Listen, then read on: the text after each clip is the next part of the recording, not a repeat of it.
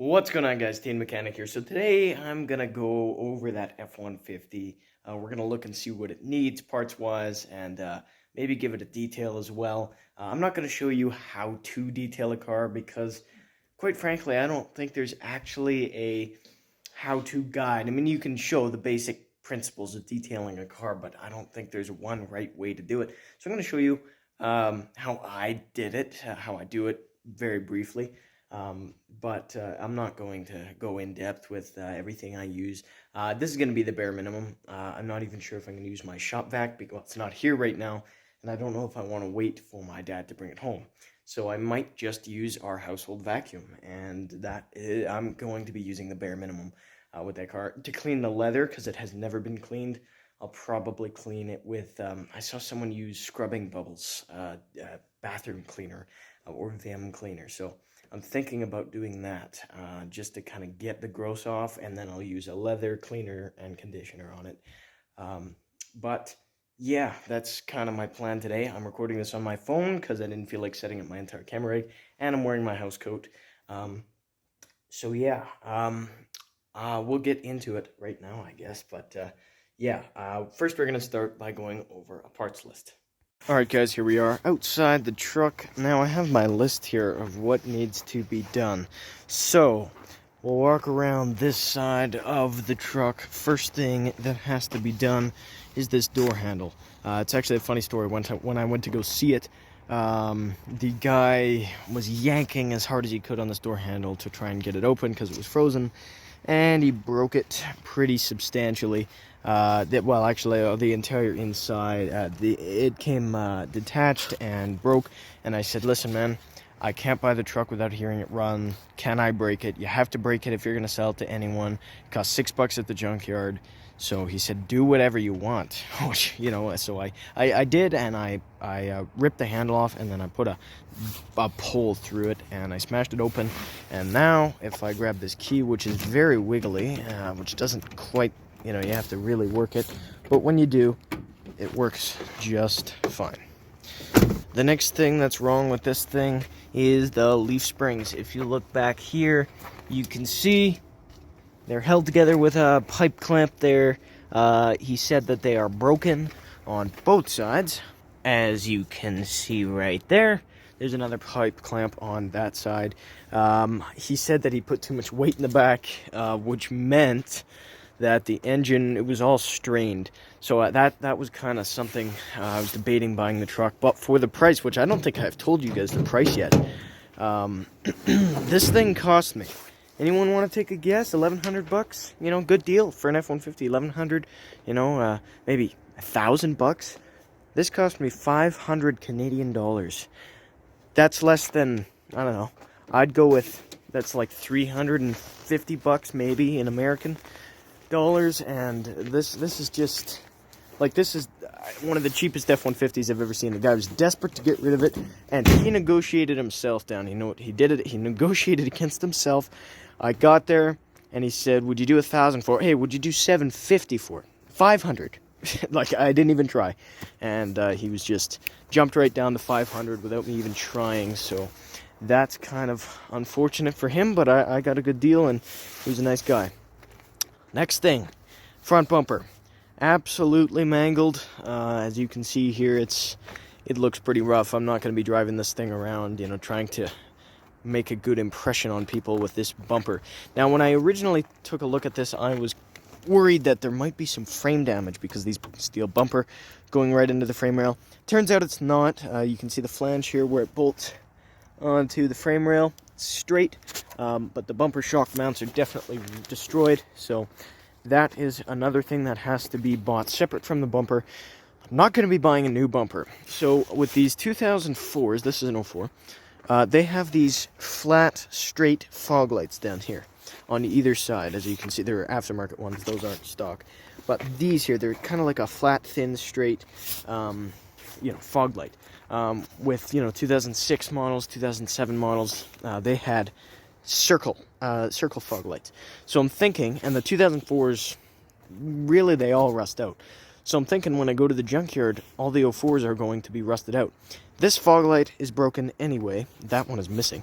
And this guy something that bothers me is he cut the wiring harness. You probably can't see very well, but you can see that's the fog light wiring harness. He cut the wiring harnesses and put aftermarket ones in, and that's frustrating that he cut the wiring harnesses, but no big deal. I'm just going to clip the wiring harnesses when I go to the junkyard, and I'll probably get a bumper from, I don't know, an 06, as long as it all mounts up the same.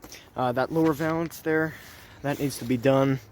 Boy, I gotta take that cover off. There's so much crap in there. Headlights, they need to be restored. So just some sandpaper and clear coat. That's no big deal. Now, the next thing this thing needs is key fobs.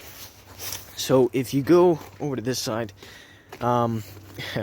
this is something I spent 3 hours doing yesterday. You can see it has the locking keypad special code thing. Let's just wiggle this to try and unlock it. There we go. And we'll just pop this thing open. Now, with the rear key, or with the key fobs in this truck, they're behind the rear seat. So what you have to do, there's a little clips in there. You stick something underneath and push it up and kind of push a clip in. That side came out like that. This side is absolutely stuck. There is nothing I can do. I tried breaking it. There's nothing I can do to get that clip out. I tried as hard as I can.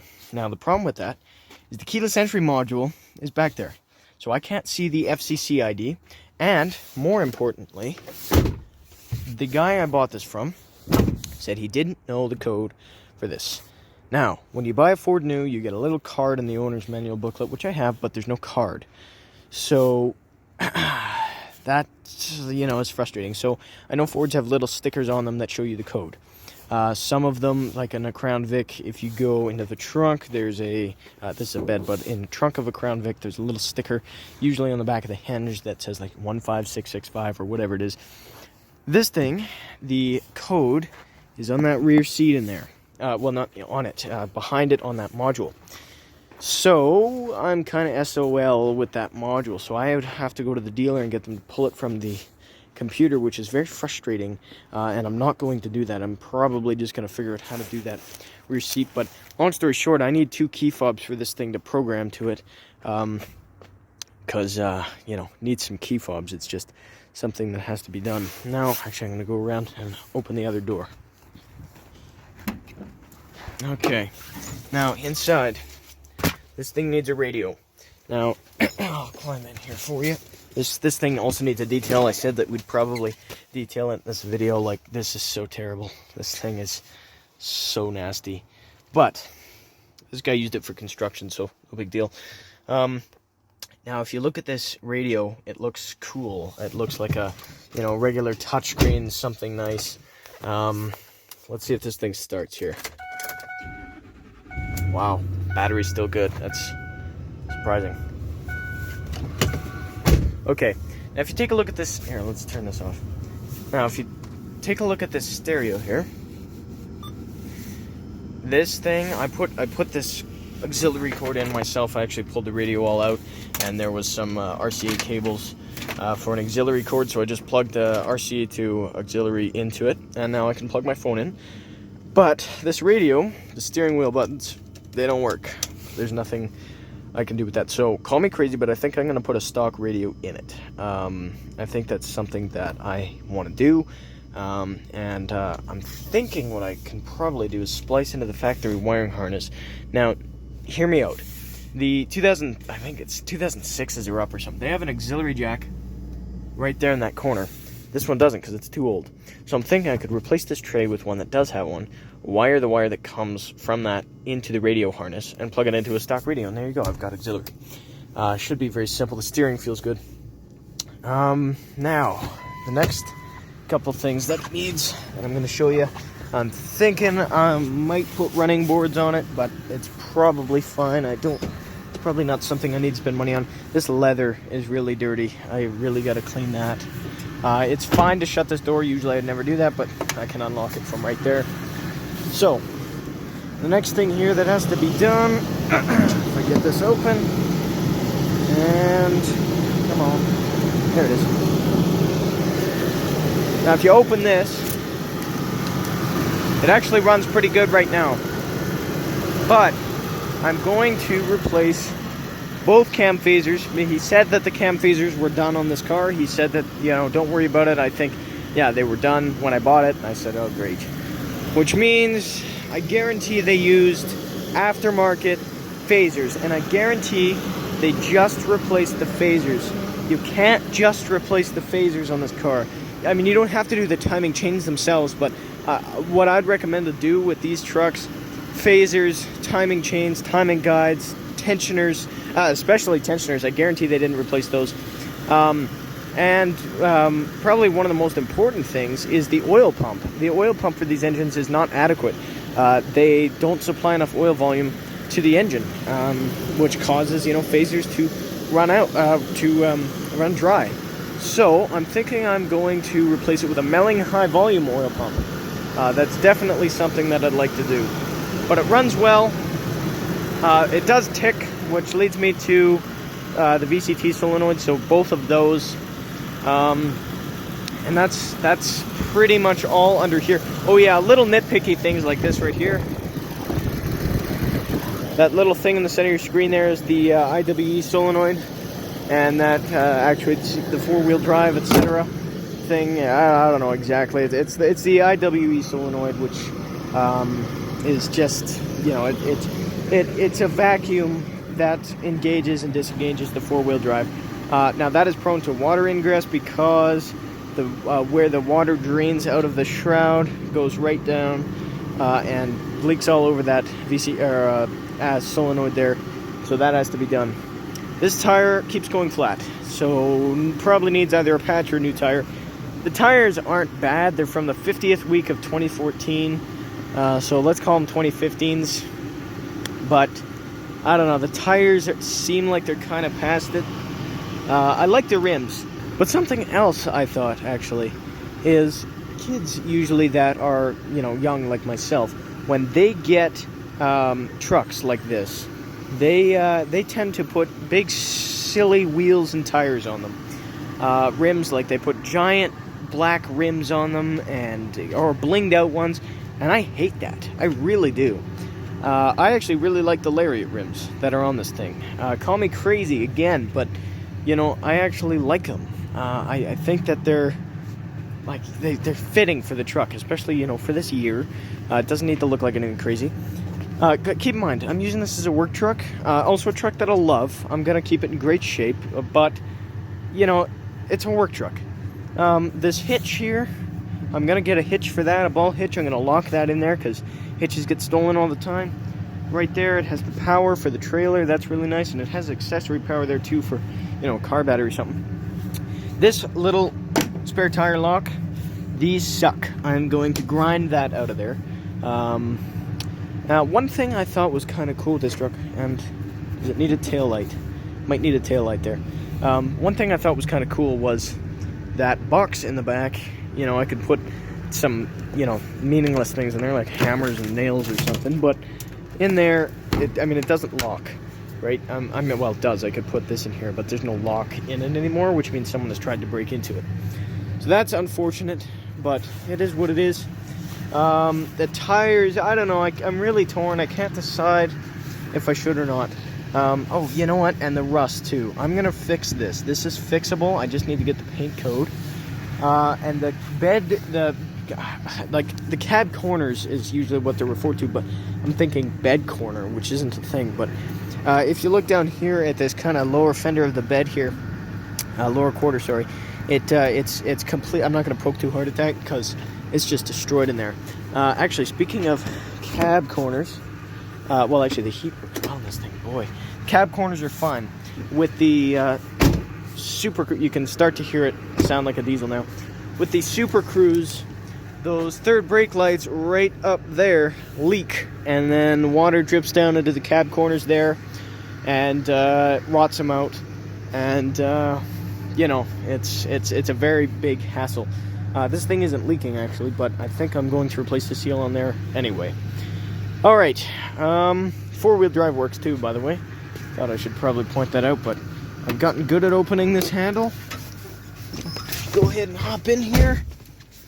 Heated seat works nicely too, boy. Let's turn on this heat. Okay. This shifter, oh, that's the other thing I forgot. It needs a shifter.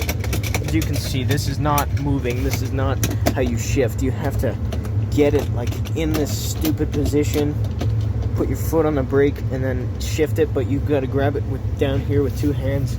It's really annoying and stupid, but you can get it there.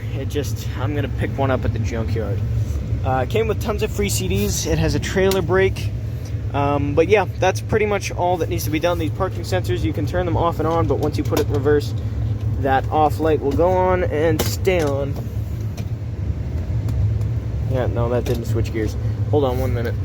Okay, I'm done trying to get this into gear. I don't even think I can, and I can try and pull this out as far as I can. This shifter's just so destroyed. I don't even need to do this anymore. This thing is just so ruined.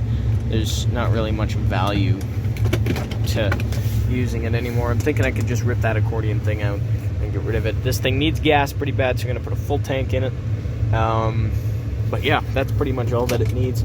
Cigarette lighter works and everything like that. Now, oh yeah, the one thing I forgot was the windshield. It's cracked. That has to be done. Definitely gonna do that. But yeah, that's really it. Horn works nicely. Headlights all work. Everything works in this truck except for the shifter. But yeah, that's really it. The engine does sound healthy except for that little bit of a cam phaser tick, so I got to get rid of that. Stereo sounds terrible because of that aftermarket head unit, so I'm going to replace that with a stock one. Something I did off camera without you guys yesterday when I was trying to film a video on how to retrieve the keyless entry. Under this dashboard here, let's turn this off. Under the dashboard, there was, right under this kick panel here, there was some wires that led up the A-pillar, and there was a wire hanging down in that back window, so I followed it, tore it out of the weather stripping. There were some cables up here. I don't know if you remember from my last video, so I tore all those out, and boy, that was annoying. But I got them out, and I spliced, or I soldered the wiring harnesses back together. They actually spliced into one. And there's a few cut wiring harnesses under there, so that's an annoying thing, really. It really is. So that is something that I got to do. But unfortunately, we're not going to have time in this video to detail it. Unfortunately, we've already ran 16 minutes long. So, yeah, well, thank you for watching very much. And next video, boy, we're going to detail this thing. I'm going to have to detail it today, but we'll see. And yeah, well, thanks for watching anyway. If you enjoyed it, give it a like. If you didn't, give it a dislike. Don't just spread negativity, though. Let me know how I can improve in the comment section below. I am very, very open to feedback. But yeah, I'm excited for this truck. I think it can be something good once I'm done. I've always loved this generation of F-150s. Always have, always will. And yeah, well, thank you again, and I'll see you guys in the next video. Bye-bye.